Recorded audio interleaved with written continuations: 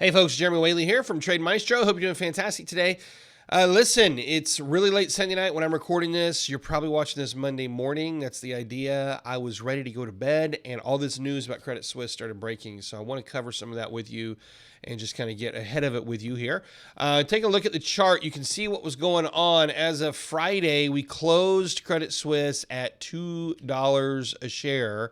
Okay, so everybody's thinking we're closing here and this thing's already taken a hit. I mean, this thing was, if you go back in time, which I don't know, we should take the time to go back in time right now, but it was about $20 a share just a few years ago. And most recently, since the 2021 peak, we sold off from about $15 a share. So 15 down to 2, as if that wasn't enough damage. Here's the big news. UBS is buying the corpse, is the only word I got for it, of Credit Suisse, okay, in what is going to be a $3 billion deal, or actually it's 3 billion franc deal for Credit Suisse, assuming up to 5.4 billion in losses, deal to close this year, and Credit Suisse is going to write down 17 billion in bonds, and this is a big story right here, okay, so it's part of what I want to cover as quickly as I can without maybe making this drag on too long. But when we look at it here, that's about a little over $3 billion. And here's why I want you to just recognize what a crazy, I pushed the wrong buttons here. Sorry. Just realize how crazy this is here. I'm going to pull up the financials, which normally I don't spend a ton of time here. But I just want to show you on Friday when this thing closed, because all this is going to change. So it's all going to disappear as all these new numbers come in. So I want to get this done before the market opens. 7.9 billion was the market cap on Friday, right? At the end of the day. And that was a $2 per share valuation. Well, not really valued at that, but that's what it was trading at. And looking for the outstanding shares here. I don't know, forget where they put them on here, but if you divide it out with the outstanding shares with the $3 billion that they're paying for it, it works out to about 76 cents per share. So between Friday and Monday morning, from $2 a share down to 76 cents a share. And, well, shoot, for 76 cents a share, I could have bought Credit Suisse. Okay, not really, but yeah, I mean, that's crazy. That's how cheap it is. But there's bigger stories here. By the way, here's the number of 3.94 billion outstanding shares. That's the number I was looking for. All right, so here's the other things I want to look at here. This story came out at 10:18 p.m. Central Time. Now look at this. 1:46 a.m. I don't know if you can see that on the screen. But 3 hours later, it ain't working. What? Yeah, it ain't working, folks. The relief of the Credit Suisse deal crumbles as focus shifts to bond risks. What is that? I told you just a second ago I was going to come back and talk about it. Okay? So here's the story right here. 17 billion in bonds going to zero. Okay? So if you come back over this next story that I was going to show you here, if you start kind of reading through it, banking stocks tumble Monday as a historic deal, Credit Suisse by UBS Group, blah, blah, blah. It was all put together by the central banks, of course, yada, yada, yada. But there's a few phrases in here I want to focus in on here.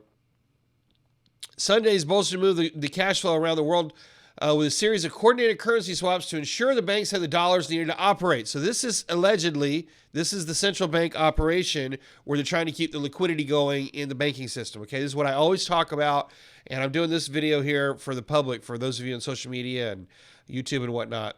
But if you're in my classes, I talk about this all the time, what the central banks are doing behind the scenes. Here it is right out front, okay? So you're seeing it. While those developments appeared to shore up investor confidence. Oops, I didn't mean to mark through that. Sorry. That's what I meant to do. Shore up investor confidence in an Asian trade, the rally quickly evaporated as the focus shifted to the hit some bondholders would take over the acquisition. And if you go through it, what you're going to find is Under the deal, it's right here. Okay, under the deal, Swiss regulators decided that Credit Suisse's Tier 1 bonds with a notional value of $17 billion will be valued at zero, angering some of the bondholders who thought they would be better protected than shareholders. Whoa. Okay, this is a big deal, folks. This reminds me, I've been saying for the last 2 weeks, it feels like 2008. This reminds me of the General Motors deal. If any of you are watching this, you don't know about the General Motors deal in 2008. They basically did the same thing. Screwed the bondholders, got a government bailout, central banking bailout. It was all just a bunch of funny money, bunch of goofy accounting. It's happening with Credit Suisse, okay? So let's keep going here. I want to show you a couple of additional things. Look here, okay? The Swiss banking marriage is backed by a government guarantee. I'm sorry. I really am just laughing. Why? Because this is how the central banking system's set up. What they do is they go in and they pretend that one bank's buying another. They write off all the toxic assets. They keep just a few little good assets. And then all the risks that the new bank is taking on, what do? They say, it's guaranteed by the government. At the end of the day, the individuals, you and me, are the lenders of last resort. We are the ones who absorb all the hit. And it's happening right here. This is it, folks. This is what those of us who've been screaming against the Fed, screaming against central banking, screaming against all this stuff for all these years, this is what we've been warning of right here. It's all going back to the people, not in the right way. It's all falling on the people, okay? Let's keep going here. And then they actually spin it in a way to say, helping to prevent what would have been the largest banking collapse since the fall of Lehman Brothers in 2008. All right. Unresolved issues. Problems remain in the U.S. banking sector, where banking stocks remain under pressure. Despite the move of several large banks to deposit $30 billion into First Republic, an institution rocked by the failures of Silicon Valley and Signature Bank. What do we see happening here, folks? It's all falling apart. As I've been saying, it's all collapsing in. It's all falling apart. And it's happening before your very eyes, okay? There's another headline I want to show you here. UBS salvages. Told you it's really late. I'm really tired. UBS salvages most of the value from the Credit Suisse wreck.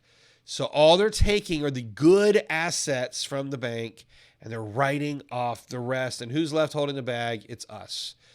I say it all the time. If you have not read this book, The Creature from Jekyll Island, you have to read it. It is a must read. I don't care if it's thick. If you can't read a thick book, get it on audio tape or audio book, whatever you want to call it. Audible. There you go. Get it on digital audio. Download it. Listen. The first maybe 3 or 4 chapters of this book explain everything that is happening right now. But it explains it starting in the late 1990s when this book was first written. The first edition of this was written in the 90s. And then he's updated it throughout the years. So 2010 is the most recent update for the 5th edition that you see on the screen here. This is from a man named Edward Griffin. This is just an absolutely brilliant dissertation on how the Federal Reserve works. It's a must read. It's a must listen, whatever you choose to do. All right, last thing I want to talk about here. I didn't do a market update today. I meant to. I wanted to. And honestly, we just had so much going on. And next thing I know, it's super late. I'm like, I'm too tired. I'm not going to do it. But I'm going to do a little bit of one right now. So I'm recording this. It's a little after 2 a.m. Central Time. And futures are falling. They have fallen 300 points since I started doing this. Okay? So this is Dow futures that you're looking at right now. Currently down 356. Right here, you see it. The sky is falling. Chicken Little. Yeah, the sky is falling. No, the sky is actually falling. It's not an acorn. The sky is falling. This pattern, if you look at this, I'm looking at the Dow futures right now. That's basically what we would call a stair-step pattern. That is a bearish continuation pattern. Okay, so we're seeing that all playing out now. I have forecasted 18,000 is the ultimate bottom for the Dow. I'm holding to it. Everything I said last week basically came through. I'm looking at the Dow Jones right now, not the futures. I'm looking at the index, okay? And this is what I was going to do in my market update. This is all a pattern. If you look at this candlestick right here on the left, this big one, then you look at this one right here on the right, that creates kind of like what Steve Bigelow calls a sandwich, okay? It's not really a name. It's not a legit candlestick name. It's what he calls it. But it is a legit pattern. It's essentially a stair-step pattern, kind of all sandwiched in there, okay? So it makes sense, his name. And that forecasts a bearish move. Now, I said this several hours ago when I was doing my live class at 7 o'clock Central Time. Here we are, it's 2 a.m., and what are you seeing happening? Well, futures are crashing. Futures are down, continuing to fall. What were we, 356 a minute ago? Here we are down 371. It's just falling. It's a free fall right now. I don't know what it's going to be in the morning. I'm going to have to go to bed here in a minute, but it's crashing. And we'll see where it goes from here. But here's my forecast for the week. Hang on, okay? I've been saying this. Prepare for it. There's going to be good stuff. Where can you put your money? Where can you put your money? There's going to be traumatic before the good stuff gets here, okay? So where can you put your money? I'm going to share you a couple of ideas, okay? DXD is one of them, DXD. This is the short fund for the Dow, okay? Short fund for the Dow. Ignore all my markings on here. Just understand that as the market goes down, DXD goes up.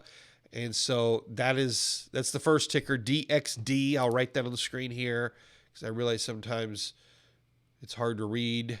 Okay, DXD. The second one to look at is SDS. This is the short fund for the S&P. It has not really triggered yet. So the Dow is leading the way right now. Okay, SDS it's poised, but it hasn't moved very big yet. And in QID, same thing.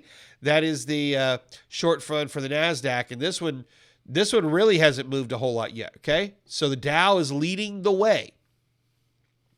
And then the other one I want you to look at, if you haven't looked at it yet, is FAZ. FAZ. And this is a short fund for the financial sector.